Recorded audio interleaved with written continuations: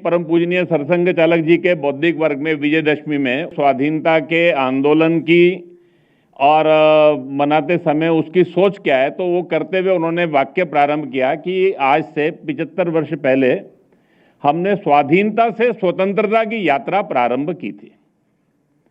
एक बहुत अपने आप में स्ट्राइकिंग पॉइंट था कि 47 में हमको स्वाधीनता मिली है, स्वतंत्रता नहीं है।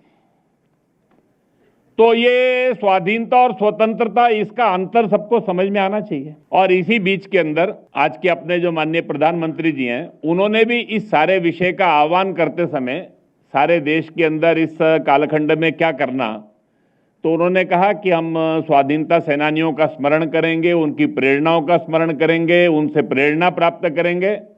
लेकिन सबसे महत्व की बात क्या है, तो सबसे महत्व की बात है we have to resolve for next 25 years. हमको आने वाले 25 वर्ष का संकल्प करना है।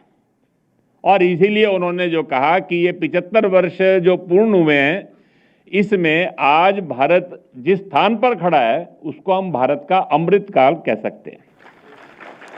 अमृतकाल यानी प्रातःकाल की जब भोर फटती है, अभी सूर्य पूरा उगता नहीं है, अंधकार पूरा गया नहीं होता, लालिमा दिखती है, एक वातावरण में ताजगी का, एक वातावरण में जीवंतता का एहसास होना प्रारंभ होता है। और उसमें से आगे काम करने के लिए व्यक्ति की सक्रियता और उसके आधार के ऊपर जब सूर्य पूरा उदय होता है तो एक सारे तरफ शक्ति का, ऊर्जा का संचार होना प्रारंभ होता है।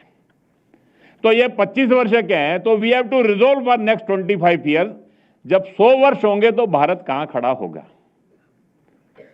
तो जो स्वाधीनता से स्वतंत्रता की यात्रा हमने प्रारंभ की थी, क्या 2047 तक आते आते वो स्वतंत्रता की यात्रा अपने लक्ष्य तक पहुंचेगी क्या?